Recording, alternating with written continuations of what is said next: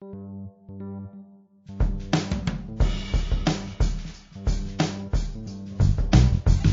you what, Kevin, I'll let you get a twofer here. Christy, Okay. you want to sit down and you want to sit in my spot? Because y'all can, I mean, the two of you could probably be more interesting than any question I can ask. Come on. All right, Kevin will treat you right. Yeah. Yeah, just don't hit any buttons. Yeah, just don't touch anything. Don't touch anything. That's right. All right. Come on in. Man, it's been a while since I've seen y'all. It's been a minute. Yeah. I mean, I've seen you on Facebook. Right. Because you've been selling houses. All right, so yeah, you go ahead and get up on the microphone, kind of like I am. Don't be afraid. Yeah, don't afraid to move it if you need to. So, man, things are. Just told me not to touch anything. Yeah, you can touch that.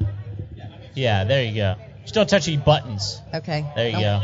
Don't push any of his Man, buttons. what a weird time to be trying to buy a home. Now, selling a home, on the other hand, has there ever been a better time in your lifetime that you've been doing realty that there's been a better time to sell a home? I don't think so. This is it. Man. Now is the time.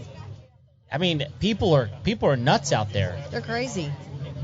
They will knock you down. Yeah, so, I mean, wasn't it you that I saw a post that said something about you had like 23 offers on a home and something like 12 of those were cash or something like that? Is that? Yes. So, but that particular, that is happening on all homes. That particular one was an investment property. Okay. So, of course, investors, they typically come with cash, but so do people from California. So. And it's insane. In fact, we were talking with Freddie earlier.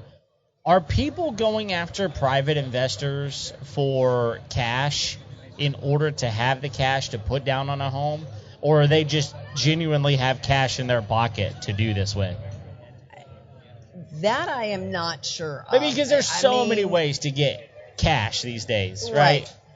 But, I mean, you're needing $300,000, $250,000. Those aren't even available, right? So $300,000, however much, that's a lot of cash if you don't just have that, right? Well, keep in mind, they've just sold their property in California for a buku amount of money. For a whole lot of money, and so they can come down here and take that equity and buy an entire house with it. Right. Man. Wow. So. Wow. So Joel, what are you seeing over here as far as this stuff goes? I mean, you're busy, right? Yeah, on the mortgage side of things, we're ridiculously busy. So ever since COVID, we've been doing a lot of refinances, but recently it's been a purchase market. I have several buyers pre-approved that keep getting outbid. I mean, whether it's a cash buyer or whether they just don't want to chase over 110% or whatever they think it's worth, it's crazy. So there's a lack of inventory right now for sure. Yeah, so how are you – I mean, because I know y'all work very, very closely together on a lot of – and let me just put this out there. A good realtor already has a mortgage lender in their back pocket. I mean, if your realtor is saying, well, I got to go find a mortgage person, find a new realtor. I'm just going to say that. Y'all have got a great relationship. How do you coach your clients right now on being prepared to actually own a home? I mean, how to buy a home right now, because it's insane buying a house. Selling, whew, that's awesome. But buying a home, what are you telling them they're having to do? Is that for me or for Chris? Either one. Well, I mean, my pre-approval process is pretty straightforward. They have to have a credit check and income verified. Good luck if they're self-employed, right? That's a whole other set of criteria. Right. But as far as income, assets, and credit, liquid assets for down payment, I do a thorough job of pre-approving them. I don't want anything to pop up later to where it could ruin a relationship or cause them to forfeit earnest money. Right. But even then, you have to set expectations. I mean, it's like, hey, you may not get the first house you put a bid on, and work with your realtor. And, we have a 100% financing loan where I work. And, it's 100% or whatever's lower, the sales price or the contract price or the appraised value. So, fortunately, we haven't had to worry about it appraising recently, but it's always something where I refer them back to the real estate agent, like, well, work with your realtor, see, if you can put together a competitive bid, maybe ask for full list price, pay your own closing costs, whatever it has to occur for you to be able to be a competitive offer, because they may have 20 offers on the table. Oh man. So Christi, I mean, you're on the front lines of this. Joel, you're on the back end, right? Mm-hmm. Once this is all done, I mean, the pre-approval, and then you hand it off to Christi, right? So Christi, what are you telling your clients? Well, Joel made a really valid point in that you really have to set that expectation and let them know what's ahead. And so I'm really big on be patient, not paying more for a house than what it's worth, because we're in a market right now that isn't going to last forever, and so this is not sustainable. What you don't want to happen, we don't have a crystal ball, we don't know what's going to happen in a year, we don't know what's going to happen with our own personal job, right? So the last thing you want to do is spend more for a home than what it's really worth. And then a year later, God forbid, you lose your job or something happens, or maybe you get transferred somewhere else and you've got to sell your house. You don't want to be in a house that you're upside down in. Right. So, I think it's really important that they be educated that, there's ramifications on paying too much for a house. Let's not get overly excited. Yeah, because we're like in an opposite place of what was happening back in 2005, 2006, 2007, where you were being, someone who's making $40,000 a year being approved for $400,000, $500,000, right? That's just not happening anymore, first of all. I mean, banks are really cracking down on what they're actually going to lend on, right? But on top of that, just because you qualify for something still, even today, does not mean that you can necessarily afford it. Right. Yeah, and that's a big deal to kind of coach people through, because their eyes become real big, right? They're like, oh, well, we only really thought we needed 3 bedrooms, but 4 would be great. Right. And so, or this neighborhood would be so much better than that neighborhood. And then you're talking about price increases. And then, I mean, how many people are you having that are having to come to the table with cash to complete the deal right now? So my last 5 transactions over the last month, all buyers. Only one came with cash, but that was her intent anyway. It was an investment property. All of them appraised over what they paid. Oh, great. But that is being patient. And, it is having a good agent, because there's different techniques to be able to get in, there is something to be said about it's all who you know. So, it's a relationship business. You don't have to pay more than the home is worth. The agent on the other side wants that house to appraise. Sure. If you may not get the first house that you put an offer in on. And a lot of my clients, we lost 3, 4, 5 houses. But there is always another house. Yeah. So, just be patient and wait for that right house to come, because it will. Yeah. Don't get desperate. Don't fall into the trap. Yeah, so we actually had looked into maybe purchasing something at one point, and we were basically being told, because of what we were looking at, that, our house was going to have to be pretty much sold before we could get into something else. It's being in a good position to buy as well, I think. Is one of the things I really learned is, maybe you want to move, but you hadn't listed your house yet. Well, there's a lot of things you have to do in order to get there, right? You're absolutely right. And, so people who have approached me on selling their house, you want to be completely transparent and let them know, you need to know, first of all, your house will probably sell pretty quickly, but where are you going to go? We don't want to be in a position where we're having to just take something that wasn't really what we wanted. Yeah. But guess what? I've got to be out of my house. I've got to move. Right. So, is renting an option? You really have to look at the whole picture of selling your house. It is a great seller's market. And if you're open to potentially renting for a little while until you can find exactly what you want,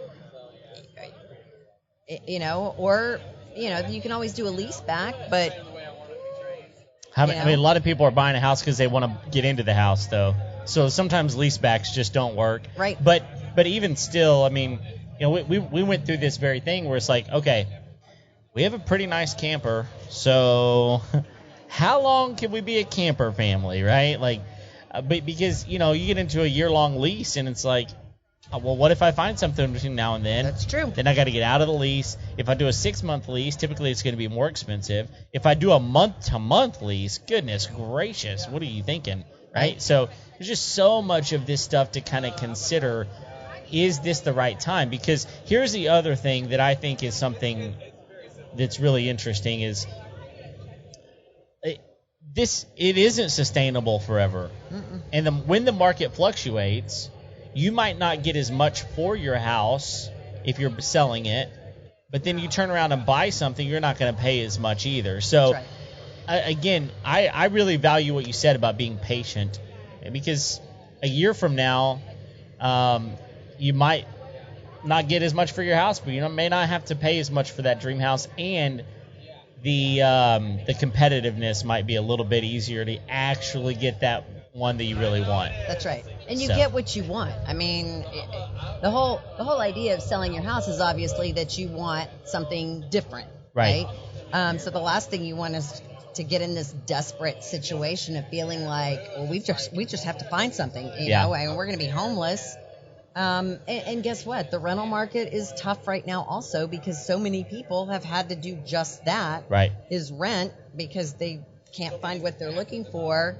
In fact, even finding places to put the camper has been a struggle. Yeah. I've got somebody who moved into their camper. They got the last space.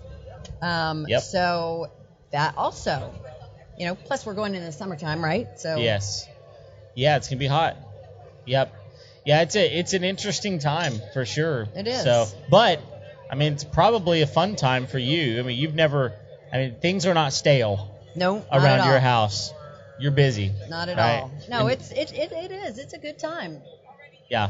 And Joel, you're finding I've talked to a couple of brokers recently, and they were saying, man, I'm just so slammed with stuff. Are you finding that to be the case? Absolutely. Everybody wants to get in before the prices go up even more, at least in their mind. They're worried about inflation, trying to take advantage of low interest rates, relatively low sales prices, trying to find a home. Oh, it's on the market today. It'll be gone tomorrow. I need a pre-approval letter in the next 5 minutes. We're extremely busy. Yeah. Yeah, absolutely. And let me ask this. How long is a pre-approval letter valid for? So I will do a pretty thorough pre-approval. I'll look at the not just the credit, but the income and the assets. Typically, it's good for 90 days, but really I like to refresh it every 30 days if possible. But really it's good for 90 before I have to pull a new credit report and refresh pay stubs and things like that. Okay, good, awesome. What else do we need to talk about? Well, I thought I was just hearing you guys talk. Let me throw this out here for a second. Devil's advocate. Inventory is tight right now, supply and demand. You guys were talking about, hey, possibly waiting.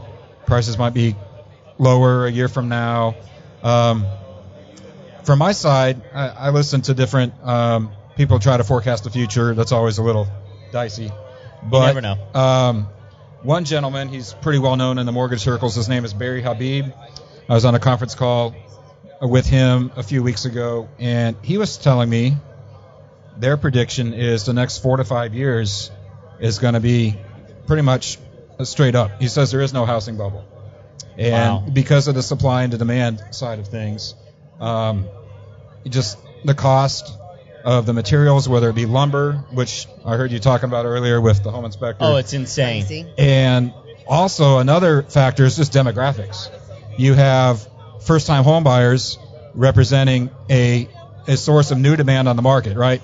As opposed to what we talked about already being a trade-up buyer, to where they're buying one but they're also selling one, right? So it's a net wash. But your first-time home buyer, the average age of a first-time home buyer is 33 years old right now. These millennials are moving out of mom and dad's basement, or in Texas we don't have basements, but it's a cliche. And they're buying their first home. Yeah. And they are creating more demand than there are available homes on the market right now. Wow. And he was just looking at this guy's like a statistician, and he was showing me the charts and the birth rates and the projected number of first-time home buyers who are going to be buying their first home in the next 3 to 5 years. And yeah, I mean, there are many people who feel like there is no housing bubble and it's just going to get a lot more expensive before it comes back down. Wow, that's actually good to know, because I'm glad to hear that, because I think a lot of people that I've heard from at least have said, look, it's not sustainable. But if that's the case, then it still wouldn't hurt to save for a year. If you can save. Some people aren't good savers. Some people are spenders. So if you're a spender, you're looking to get in something. I mean, at the end of the day, call your realtor, call Christi over here, call Joel, figure out what you got to do to get into what you really want, and start the process. Because you said, no matter what, even if you say, you know what, I'm ready to go, I've made up my mind, I'm ready to go, it may just be that you have to put an offer in on 2 or 3 or 4 or 5 different homes before something actually pops, right? So being patient may be that even though I'm ready, I've made the choice, it could be 4, 5, 6 months down the road before you find something. So maybe you're right. Don't wait. And that's it. I mean, that's really where the patience comes in, is be patient, even if you're out there looking. So, all of my last clients have all been first-time home buyers, to Joel's point. Yeah. And they're ready. But so be patient in the looking process. Don't feel like this is the last home on the market. We need to bid $30,000 over because I want to get it. Bid what the house is worth. Joel made the point, maybe you're going to pay closing costs, or maybe, you can throw little things in there to make the deal a little sweeter. Yeah. Without spending $30,000 more for the house. Sure. And so there are other avenues to take than paying more for something than what it's worth to get that deal. And you know what? If you don't get it, be okay with that. Yeah. Be okay with it wasn't meant to be. There's another house. Let's keep looking. Because we will find one. Yeah, don't overcommit. Right. Yeah, definitely. Cool. Well, thank you guys very much. It's been awesome. Having us. Yeah, hope you're enjoying the afternoon. If you are listening right now, come on out. And, we'll see if we can find someone else. Well, actually, the homeowner show is done at this point. You need to come out here, but thanks for tuning in, and we'll be here on Tuesday with a new episode. So see you later.